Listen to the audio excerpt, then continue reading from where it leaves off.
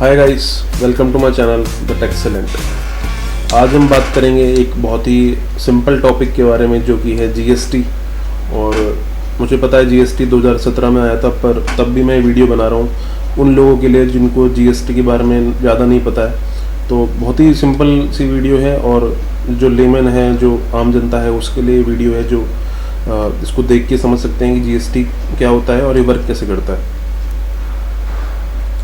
तो जीएसटी जो existing indirect tax structure था, यानी कि जीएसटी से पहले जुलाई 2017 से पहले का स्ट्रक्चर था कि सेंट्रल टैक्स लगता था, जैसे कि custom duty, excise duty, service tax, CST.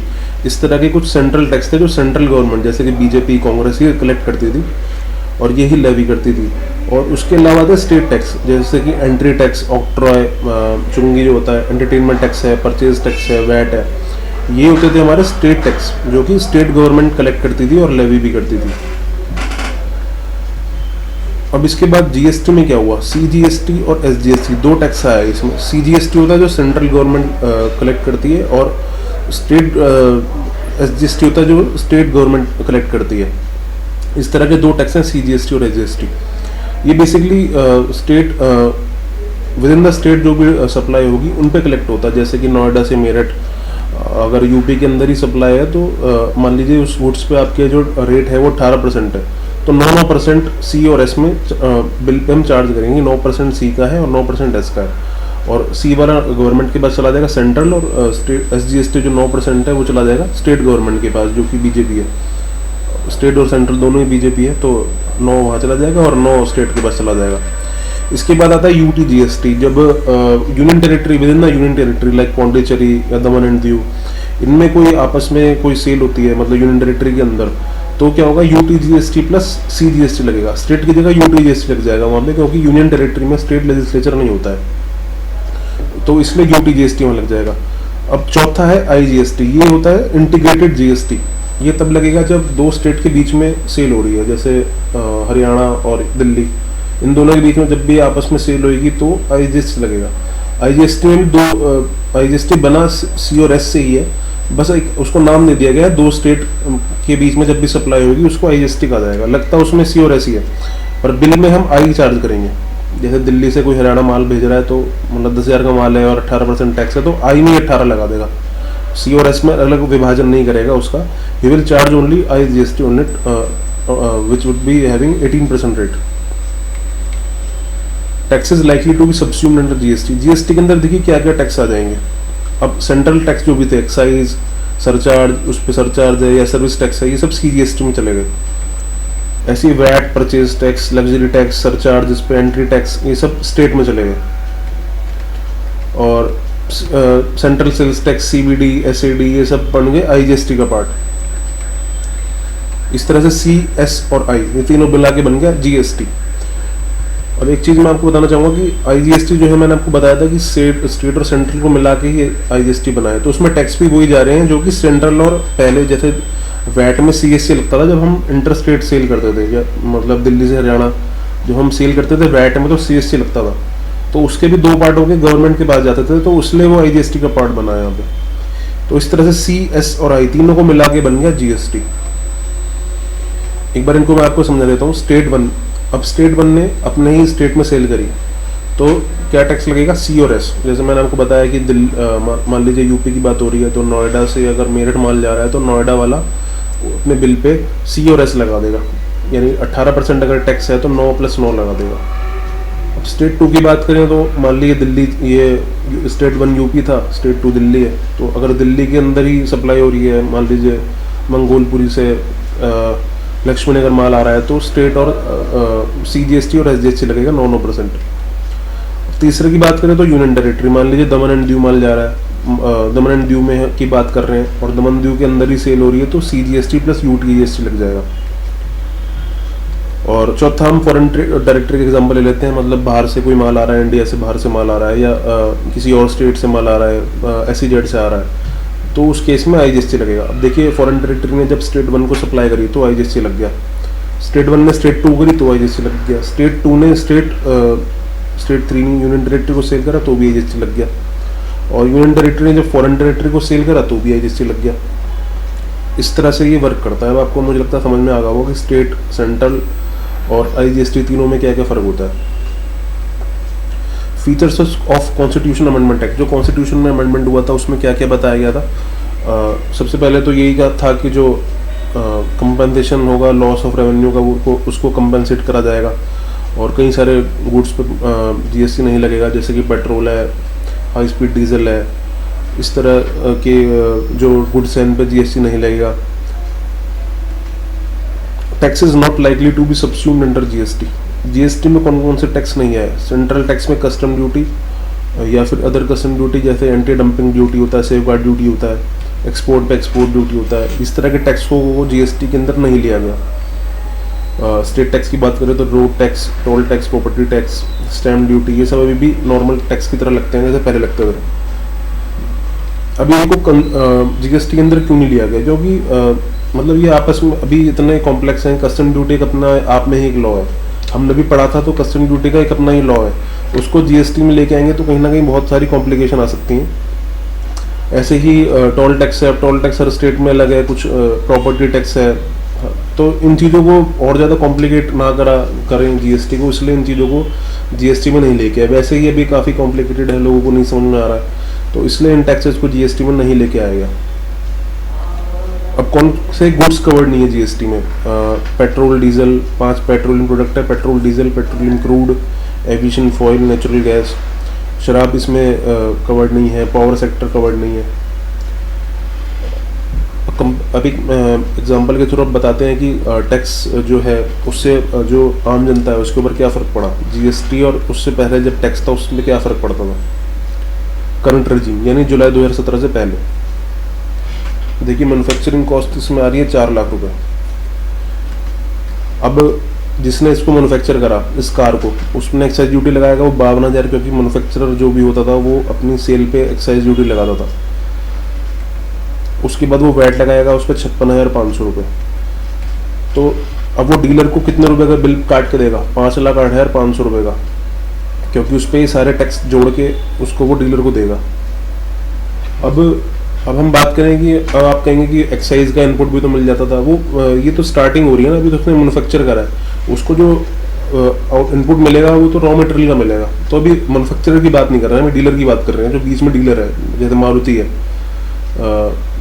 Maruti भी नहीं कहूँगा, जैसे बीच में ये मारुति का किसी ने वो ले रखा है, फ्रेंचाइजी ले रखी है, तो उसकी बात कर रहा हूँ अभी मैं।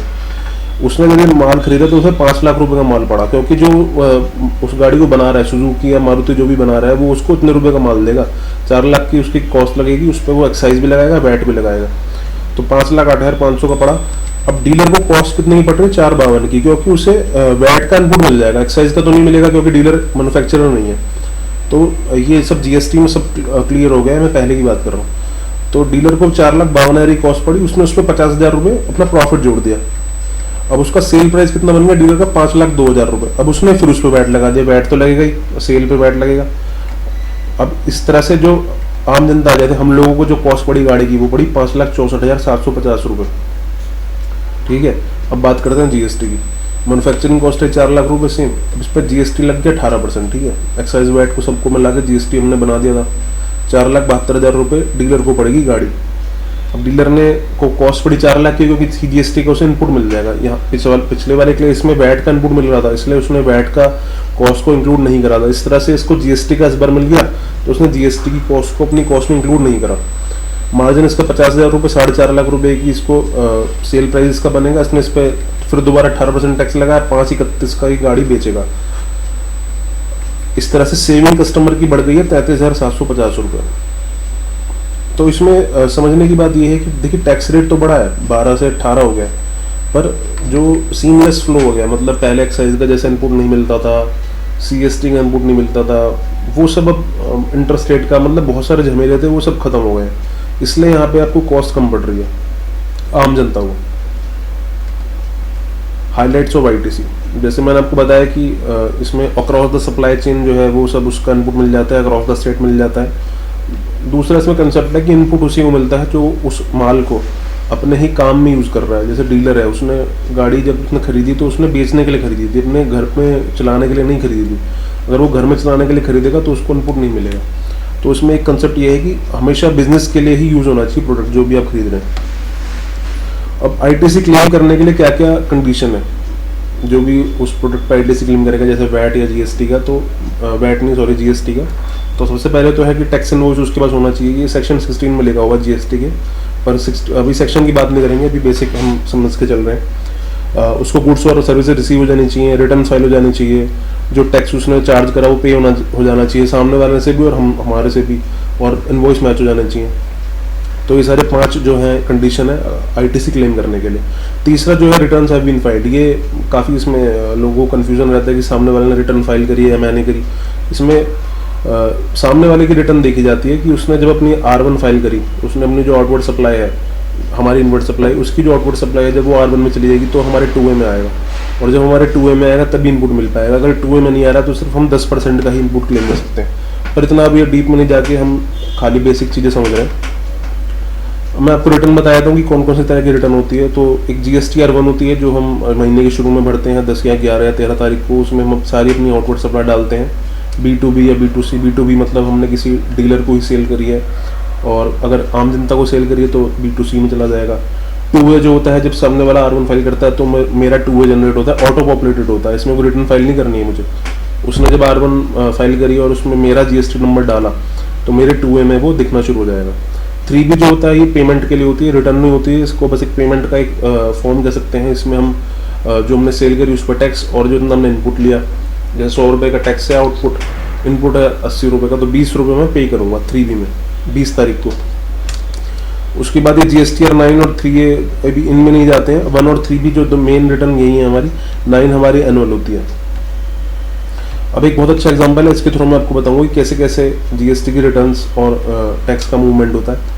जैसे देखिए सुपर कार्स लिमिटेड है, एक गाड़ी बनाने वाला, और एक रत्ना स्टील है जो इसको सप्लाई करता है। अब रत्ना स्टील ने इसको 6 नंबर इनवॉइस दिया,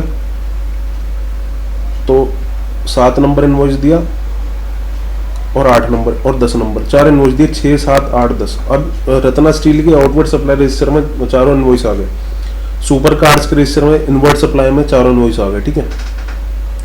अब सुपर कार्स ने आरजे ऑटोमोबाइल, ये जो डीलर है, इसको 3 इनवॉइस दिए, 4 इनवॉइस दिए, इसमें 10 तारीख मतलब सुपर कार्स लिमिटेड ने आगे सप्लाई कर दी।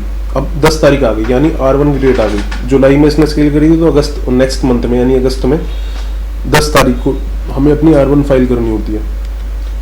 अब रत्ना स्टील ने अपनी R1 में क्या करा, 4 इनवॉइस थे ना इसने जो सेल करे थे, इसने पर 3 ही दिखाए। देखिए 6 छोड़ के इसने 7, 8 और 10 दिखाए हैं। सुपर कार्स वाले ने सारे इनवॉइस दिखा दिए, चारों दिखा दिए अपनी R1 में, ठीक है।